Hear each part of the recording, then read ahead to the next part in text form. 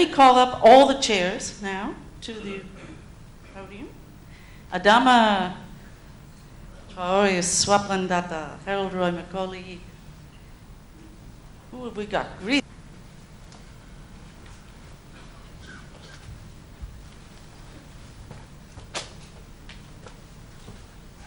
And as you can see, if all of us were to say everything we felt like saying, we wouldn't get out of here, and you wouldn't get to say anything either.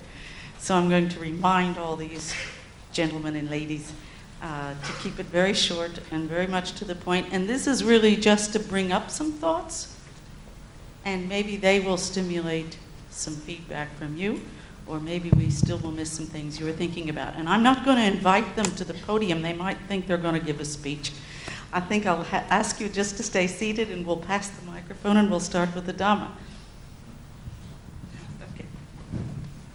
Thank you very much.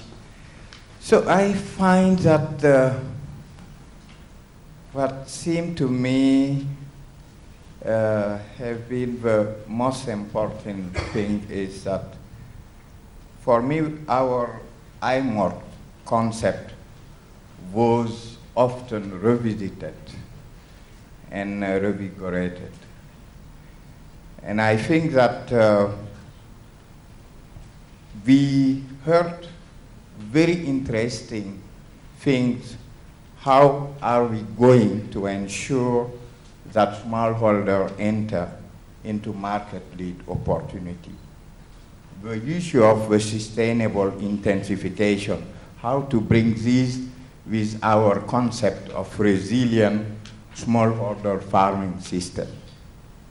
And even if market is considered as key to intensifications, the farmer need to be empowered and not let we heard today on the issue of credit, access to credit and so. So that I find that the IMOT concept was really revisited and revigorated. Thank you. As Debbie asked me to make 3 statements, or 3 sentences actually. So I have to be restricted on that. My first sentence is that we need global vision of agriculture and partnership that bring global science and partners to enable solution of local problems. Probably example, ECRISAT. There are many, but as we are sitting in ECRISAT, I just mentioned ECRISAT. Second, a model concept note or a concept as such of any success story. There are a few mentioned in this meeting, can be translated and scale up to other regions or countries for a greater benefit, irrespective of its origin. Number 3, science and technology-based vertical growth of agricultural productivity is essential, with value chains and linkage with marketing for sustainability of food and nutrition security. Thank you.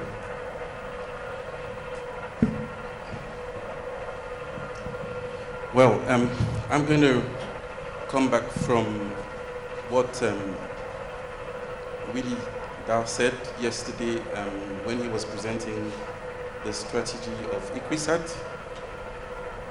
The transformation of smallholder agriculture can be done by isolated success or silver bullet points. There is a need for spillover effects. And the SROs, the sub-regional organizations, have a significant role to play in this process.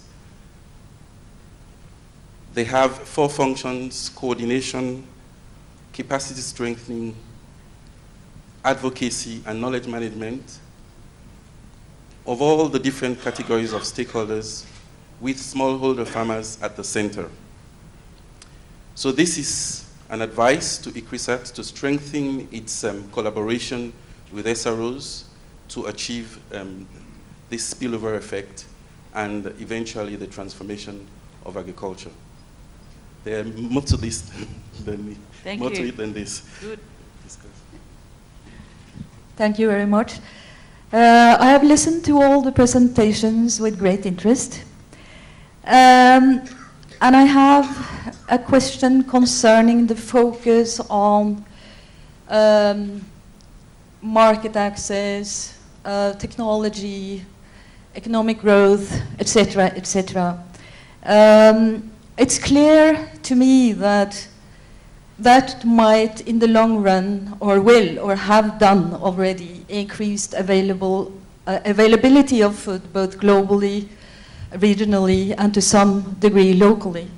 But I think the aspect of access to sufficient, nutritious, and healthy food for all that need it most doesn't necessarily come as a result of a solely focus on market access. And I think IGRISAT needs to take the whole concept of food security into account, both availability, access, utilization, and stability of food to be able to reach its goal to improve the food security for the smallholders in the long run. I also think that to really understand the food insecurity problem, you need to understand the local context and look at markets with a farmer perspective, a farmer lens, and not a market lens. And I feel that the IMOD concept, or the IMOD concept, which is a great concept in itself, but it doesn't necessarily use the farmer lens. And I think we should rethink, or not at least be able to discuss critically, the IMOD concept within IGRISAT. And I think, again, that the understanding of the local context, understanding of the processes that really contribute to change, both social, political, and cultural, in a social, political, and cultural context, is really important to document and understand. And that's where the social science part of IGRISAT works comes in, and is really important. So that was one of my comments. Another comment is the importance of resilient food systems, to not for the food systems, but to decrease vulnerability for the farmer himself. Again, with the farmer, the small-scale farmer in focus. And I think what we have seen the last years is an increasing stress on not only the food systems, but on the farmer. And they might, to some degree, be caused by globalization or market-driven development, like the energy crisis, food crisis, climate crisis. So in some way we have to address that. And I think the whole concept of climate-smart agriculture, with its concept of mitigation, adaptation, and increased production, sustainable intensification, might address this, again, if it has the farmer in focus. And I think climate change as such is just one additional stress, and should be looked upon as one additional stress on the farming system, which occurs. I think IGRISAT does a lot of work under this climate change umbrella, which might gain future smallholders. The breeding, the genetic resources, the integrated water management, the micro-fertilizing, the soil fertility work, lots of those activities are great and might contribute a lot to future increased production and also food security in the long run, I think. And I just want to congratulate all the scientists at IGRISAT that are working with those very important issues. But we could maybe be better to frame them within a bigger framework. And to explain what kind of huge impact those activities can have in semi-arid areas for those who need it most. This was just some. Thank you, Brie. I was asked to just speak a little bit on the seed, how the seed factors affect Ecosat. And I think most of the points on especially plant breeding were covered by the previous speakers. And the most important point on the plant breeding aspect is that plant breeders are a dying breed. Now, we had several congresses, conferences, and the whole idea about how to meet the key challenges in plant breeding. Of course, we've all heard that there is tremendous pressure for producing more food, but we are facing a host of challenges such as the market, the diseases, the drought. So we have to produce the right seeds under these conditions. Precise breeding and development of tailor-made crops, all packed into the seed itself. And then obviously the last, which is very important for Africa, genetic engineering. This can facilitate the development of crops with improved storage properties and nutritional characteristics. The other areas, I think, we have not discussed to an extent, which is being discussed in the seed industry, and this point was raised by Florence, how to facilitate access to genetic resources and benefit sharing. So this can be an area where Ecosat can pick up from. Intellectual property. This is a big topic under which a lot of the breeders are not being compensated, and so there is no incentive actually to come out with better and improved varieties. Seed quality issue. This is becoming more and more important as everybody is seeking a faster and a quicker way to richness. The seed quality is always suffering, so we need to be very much aware of this. And then the free flow of seeds. Now, the certification that we have today does not allow free flow of seeds moving from one country to another.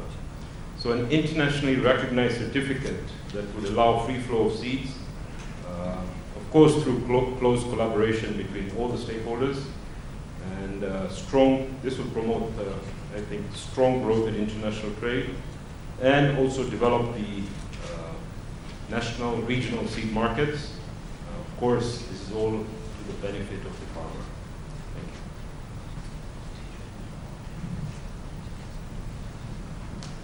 you. When Debbie yesterday asked me that what are the key messages, I started wondering that having had longest association with Ecosat since it got established till today, what kind of message can be given?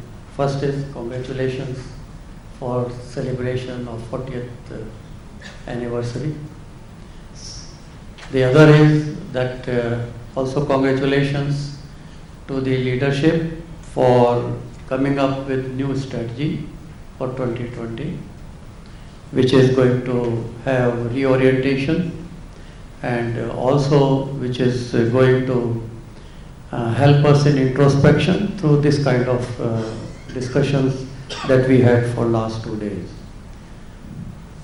Then I come to my specific assessment and observations. One, that to meet Millennium Development Goals, we know very clearly now that 1/3 of the population in farming is smallholder farmers. And if 1/3 of the global population are smallholder farmers, and most of these are consumers themselves, so if we help them to increase their livelihood, I'm sure it is not going to only help for addressing poverty but also hunger and sustainability of their natural resources, which are presently at risk.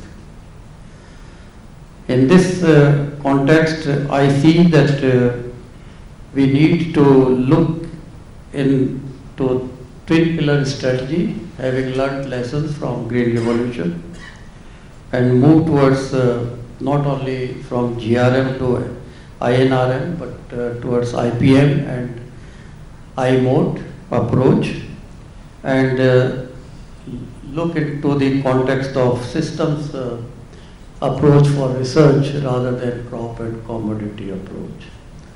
And in that respect, the emphasis on livestock, horticulture, arid horticulture, even fishery, and all are important, agroforestry. So we need a farmer to have diversification in his agriculture, and for that we need to provide him knowledge. We also in that context have to ensure that he has resilience, and that has to be through help for small farm mechanization, more social science research, and we need to devise means and mechanisms and support systems for linking farmers to market, whether it is through smallholder groups or cooperatives, or whether it is through the approaches such as watershed management, etc. This is going to help, and ICRISAT is well placed in the context of legumes and cereals that are most important and critical for the semi-arid tropics.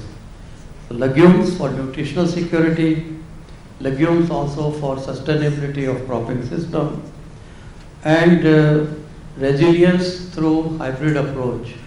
And hybrid technology has helped a great deal for abiotic stress tolerance because of that inbuilt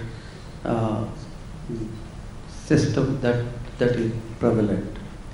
The other point which has come up during the discussion is that when we talk of smallholder farmers, we have to now give greater emphasis on gender in agriculture. And in that respect, we have clearly understood that 43% of agriculture force is women. They can help in increasing agriculture productivity. Not only if we empower them, they will help for household nutrition security and also help in taking care of avoiding post-harvest losses. And in that respect, we have to empower them. We have to come out with research strategy.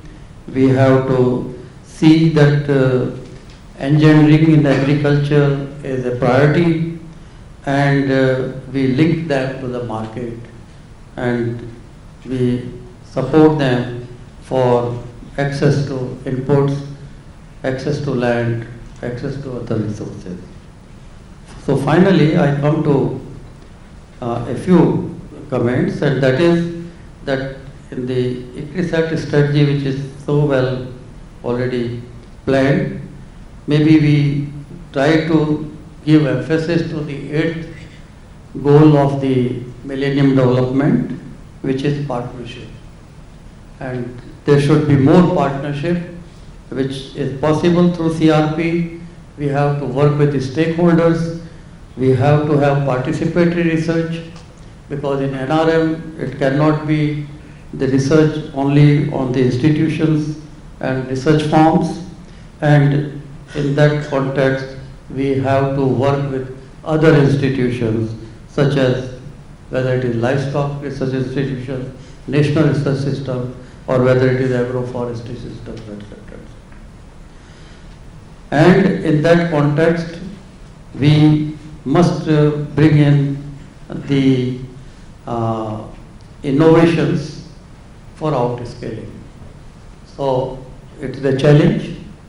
So whatever innovation, even if it is conservation agriculture, even if it is watershed approach, then how can we outscale is an important aspect.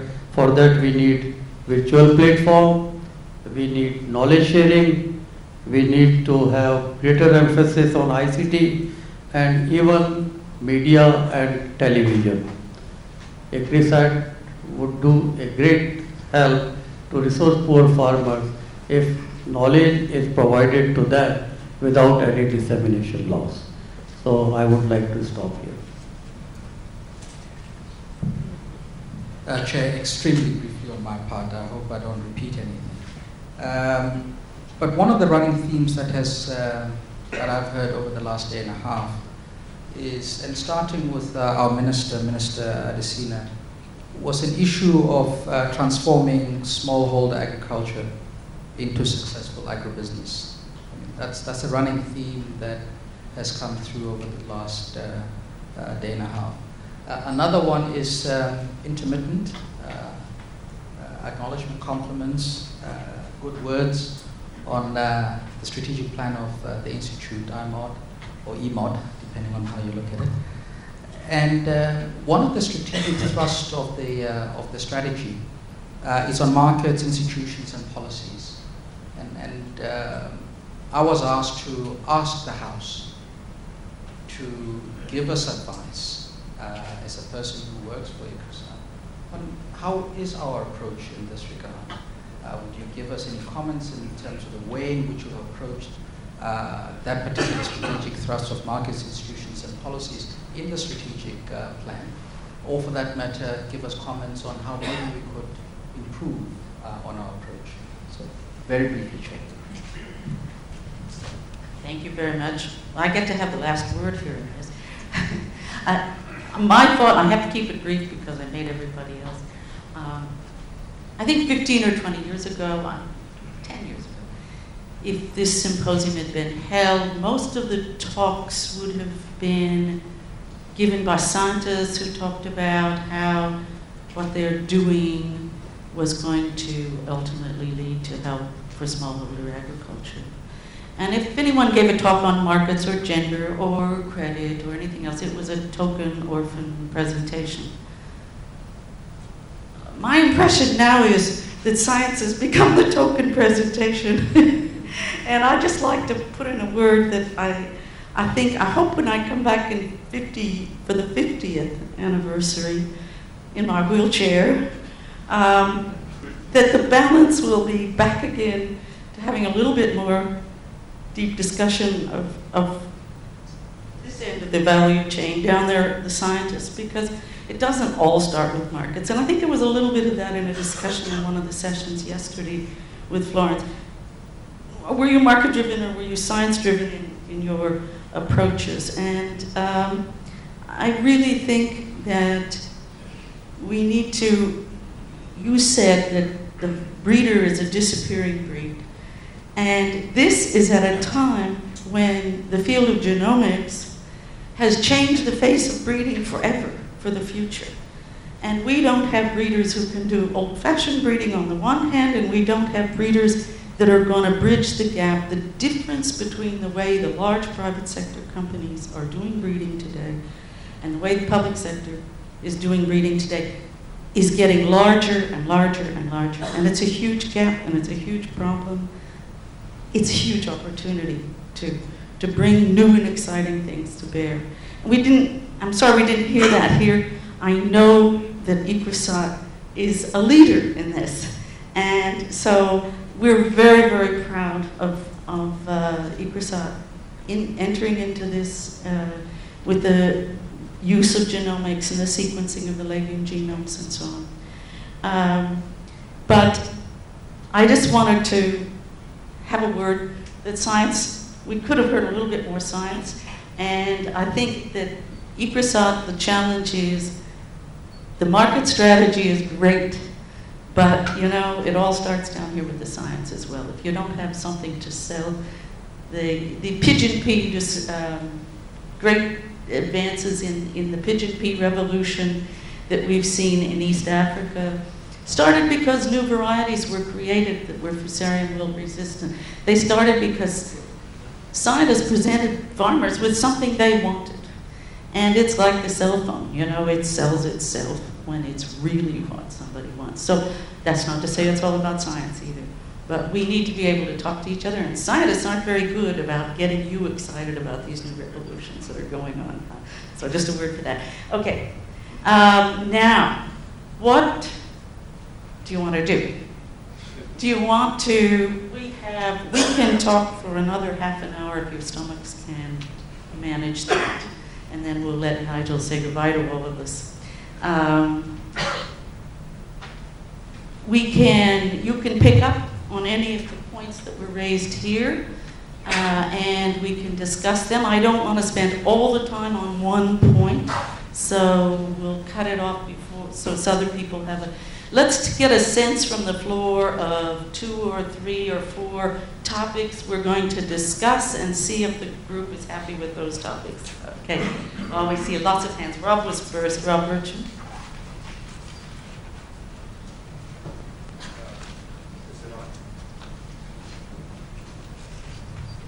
Thank you. There were 2 things that I wanted to flag. One was more implicit in discussion, and one is more explicit in one of the presentations.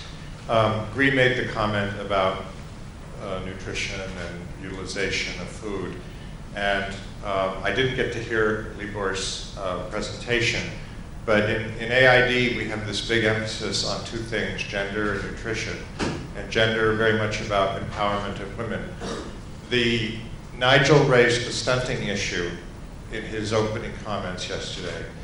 The World Health Organization talks about stunting as having 3 factors, food only being one of them, enteric load, clean water, diarrheal diseases being the second, and the third is care. So my question is, this idea that if we just give women a lot of opportunities to have businesses and be active as economic agents, which we're very much about. What I found in AID is when you talk to the nutritionists, they're like, well, wait a minute, there's real trade-offs in women's times with respect to child outcomes. So I just wanted to put that on. It's one of these things that doesn't parse out so neatly. The second issue I wanted is a simple one. Minister Adesina said that in Nigeria, the private sector is now certifying seed. Why can't that happen elsewhere, or is it happening elsewhere? I'd love to hear what G2 or others think about that. 2 great points. Mark. I think we need more plant breeding and more science, not less. And I think that for impact, we also need more IMOD, not less. And I think that ICRISAT, now that ICRISAT has IMOD, could make a very great contribution to the cause of food security, as well as methodologically in the context of the CG system, if it set an example by building up a partnership that brings science to the farmer in a situation in which the farmer at the same time can sell the additional production, science-induced additional production, because that is what is needed for impact in terms of food security, farmer income, and other desired outcomes. And it is, we've been talking about this in the CG context for years. The CG is about science, that's its tool. But it's also about, at least those of us who are arguing that the CG ought to be worried about impact also. That means that the CG has a responsibility in terms of building those partnerships that lead to impact, even though it is not the CG's task, nor is it its comparative advantage to produce impact all by itself.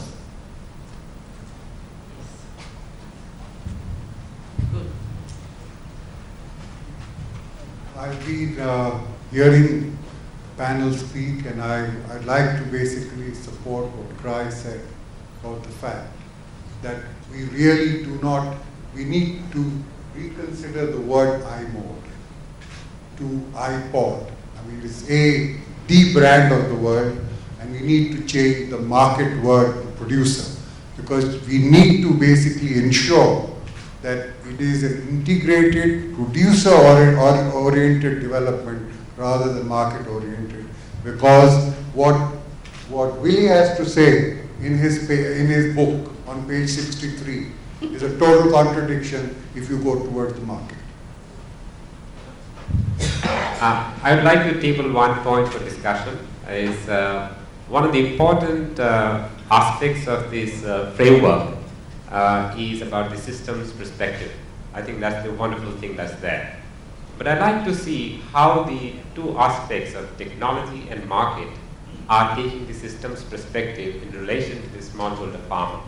A detailed discussion on that would help. But at this moment, I must acknowledge that we can succeed given that the top management of ICRISAT is humble enough to listen. I think I'm extremely happy with that, although I have had headaches yesterday, and even I'm going to have a headache today because they are not adopting the systems perspective. All the discussion is going in such a way that I have had headaches, but I also take home a learning that if you are a good teacher, you should have the patience to listen. Wait, we're getting, let's see. Does someone from ICRISAT want to respond to that, or do we want to keep, we had some interesting questions and some interesting thoughts. Is this on the same topic, or is it more? Well, then let's stop for a minute. And no, we don't want to respond. But we had a question about seeds, and Bree, maybe you would like to respond to anything that was said. Okay. Seed certification issues? Thanks, Rob. The main area of work that the associations are doing, both at national level and regional level, especially the African Seed Trade Association, there are several ways in which capacity building has been introduced for the local regulator, but also, in the region, there's the fallback based on capacity as well. In Kenya itself, we're inundated with 250 bills, so we have it under our current seed law, which will give companies a free hand to go and inspect, but these are the problems that we're facing. It's more political than the seed industry will. We're pushing, everything is done, there's different donor aids that come in for lobbying and whatnot. These are the factors that we live with right now. Having said that, also there's a debate going on here, with all the proliferation going on. So is it better to have government regulator? Sometimes, hand in hand it works. So we're into all this right now, where yes, for faster certification, we need companies to do it. But at the same time, when all the other matters come in, we need the government to intervene at the same time. So it's a balance of those two. Yes, I just want to echo what has just been said. And I think this is a very crucial question. And in West Africa, there is we've just started a project. It's a continuation of the West African Seed Alliance, which was actually managed by ICRISAT, and the CORAF record is managing the second part of it. And this is all about strengthening capacity as well of the private sector in producing certified seeds. But again, when we spoke to the farmers, the small farmers, and we would consider them as the private sector as well, there is this question of policy issues. And the governments have to make a lot of efforts to actually facilitate the environment for creating innovatively and think within an innovation system. May I just say a word about systems approaches? I think you can overdo this, I wasn't sure if Rodney was criticizing scientists or complimenting them when he said that they like to go off by themselves and solve a problem. And I do think that, everything doesn't have to be a systems approach. We have in Africa, there's a new viral disease right now that is in maize. Somebody just needs to tell the scientists, get into the lab and solve this problem. This doesn't have to be a systems approach. There are certain things that just need to be done. And sometimes we overburden scientists, social scientists, everybody else with, think about the whole system all the time. Write great, grandiose schemes instead of just giving people time to do what they're best at. I'll say enough of that. All right, now we had more questions. Yes. Okay.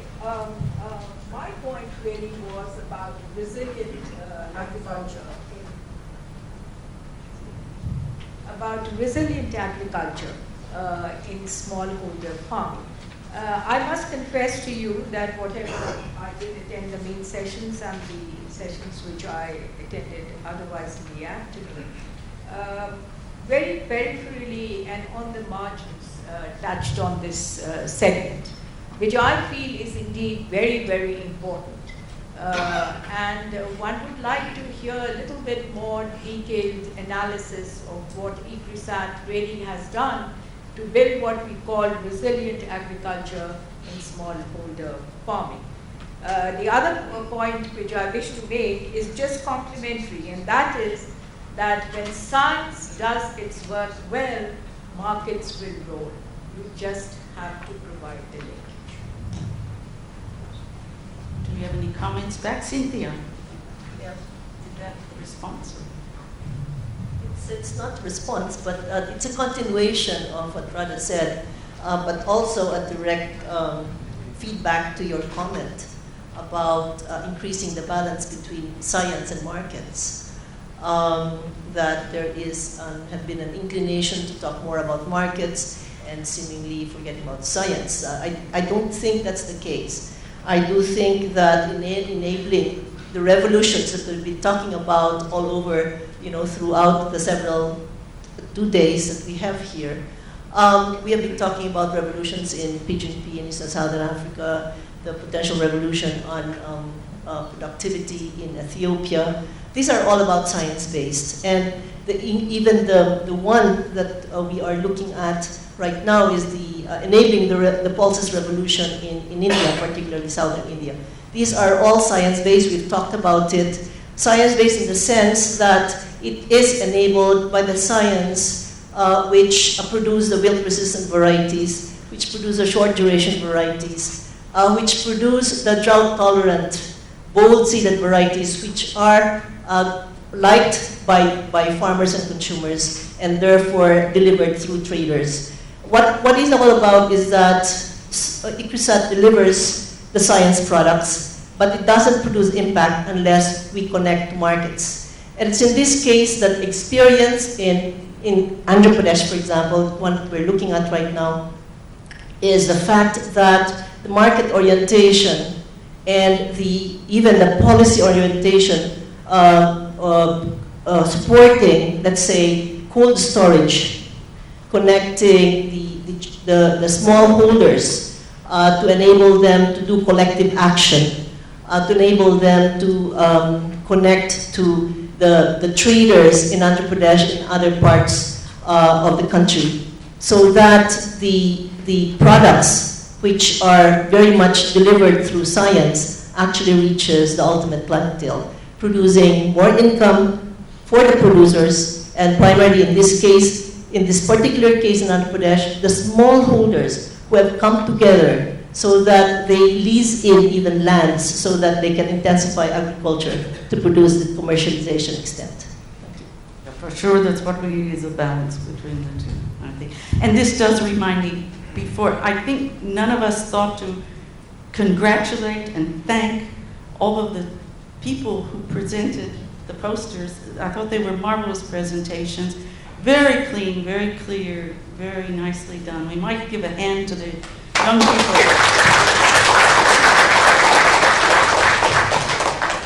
Yes, who has not talked? Yes, see. Thank you. I want to give one positive example of this system's approaches and how markets are coming in after, but it is based on science, and then also a cautionary note. So in Malawi, of course I have to admit I'm former ICRISAT, but independent of ICRISAT, other than we're using the improved varieties, in northern Malawi for some 10 years, we've been working with the Ministry of Health on nutrition messages and on participatory research and bringing in the latest different legumes. And an independent assessment of the region where we've been working the longest has shown height by weight gains of under 5s You're listening. So less stunting in northern Malawi watershed at Ekwenteni amongst 10,000 farm families that have taken up pigeon pea and pigeon pea intercrops with soybean and groundnut. And so there are cases where science can make a difference in providing the newest varieties, but also there were systems agronomists there, soil scientists, nutritionists, and participatory research to make sure we weren't promoting legumes in specific ways that were not taken up by farmers. Originally, we came in with more of a soil fertility emphasis, but the farmers that took it up were the ones that had nutrition and participatory education. And I want to note that the men, the husbands, were taught about nutrition as well as the women, because after all, in the end, they decide who gets more food. So they must also be, and they also have to do a lot of the labor for producing the pigeon pea and so on. So that's the positive gains. We can see gains in children's health, and that motivates farmers. And in turn, now they're becoming a pigeon pea trading area. But markets did not come first. First, it was seeing that children grew better, and so they were willing to invest in the new crops. But on the other hand, as an agronomist, sometimes I'm asked to do these kind of be part of a market team. And I must say that I would hope that ICRISAT will invest in people that are better at the value chain, so that the geneticists and the agronomists can shine and be part of a team. But actually, we're not really good at market value chains. Thank you. On our own. Thank you. Let's see. Yes, no, I'm sorry. This gentleman and then Rodney.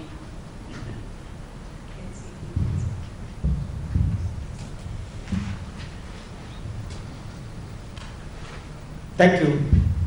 I am Maruti Shankar from Central Research Institute for Dryland Agriculture, Hyderabad. We have been associating with ICRISAT for the last 40 years. And CRIDA is 41 years old, and ICRISAT is 40 years old, and my compliments to the ICRISAT for this great day, 40th celebration. In fact, we had a very lively discussions for the last 1.5 days, and I feel that we are addressing the small farmers' problems, and in the process we are trying to improve their livelihood and improve the security, food security of the global population.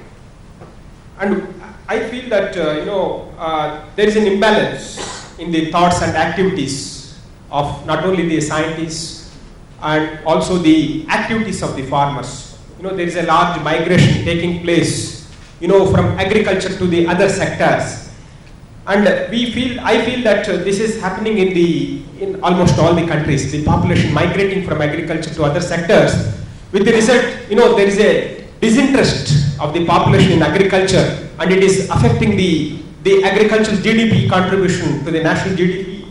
And also, the checking of the urbanization has to be made. We have to address we don't discard urbanization, but at the same time, it should not happen at the cost of agricultural development. And also, the yield gaps. We have been addressing the yield gaps of crops. ICRISAT has been addressing, the CRIDA has been addressing, the ICR has been addressing. I find that there is a tremendous yield gaps in our technologies, from the on-station to the on-farm. And we must, unless we zero the yield gaps, the farmers, they don't get convinced about the technologies. And the adoption, the technology adoption, it will not be valid unless we zero down the yield gaps and the profitability. And apart from this, we must create strategies for the population to take interest in agriculture in general and rain-fed agriculture in particular, because rain-fed agriculture is still a gamble in the monsoon. Unless the farmers are convinced, unless we create an interest in the farming community to take up our technologies, it again results to working with the farmers on a larger scale. We must take the technologies to the farmers on a large scale. That's how the ICR has been working under a big program of NICRA. I wish that we will have, we will take the technologies to the farmers, in a large scale, so that we will convince the farmers about the adoption and the success of the technologies. Thank you very much. May I bring up something to maybe draw out a comment?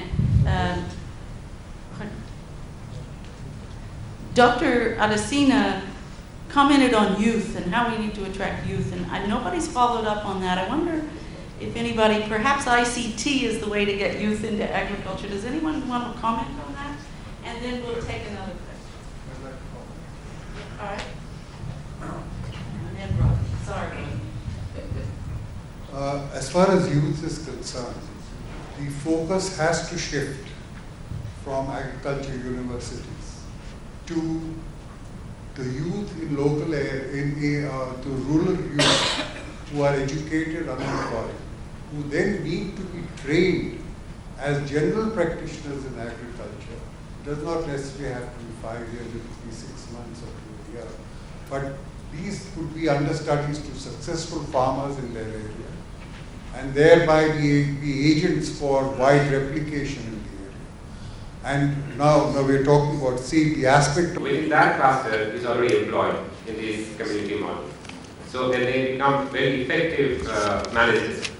So there is a possibility, but you have to again come back to systems approach. If you are not following systems approach, and if you are not using the basic theory of constraints in systems approach, you are not going anywhere. I want to make 2 points. First of all, I should clarify that I was a scientist myself, not an economist, and that I have the greatest respect for scientists.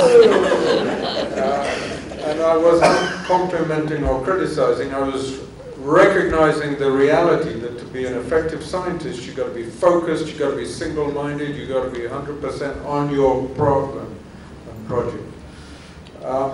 Now, second point, in the same vein, I just hear that scientists should become managers. In my younger day, I was told that scientists have to become economists. Now we have to be managers as well. This second point, we heard that people want ICRISAT to do more science, to do more iMod, to do more iPod, and everything else as well. And PS, is ICRISAT listening?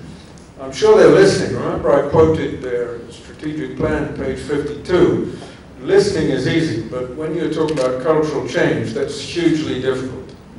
And remember, the first 2 cultural changes there was on interdisciplinarity, institutional teamwork, and systems. So it's registered, but it's not easy. My concern when we sit here demanding ICRISAT does more of everything is that that's a recipe for failure.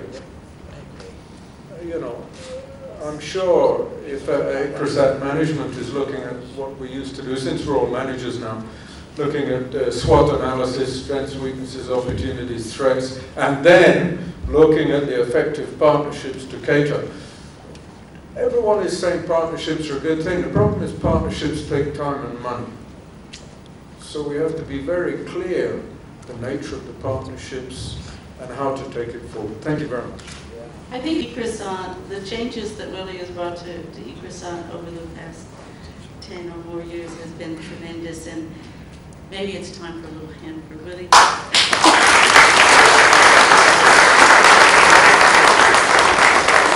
Standing ovation.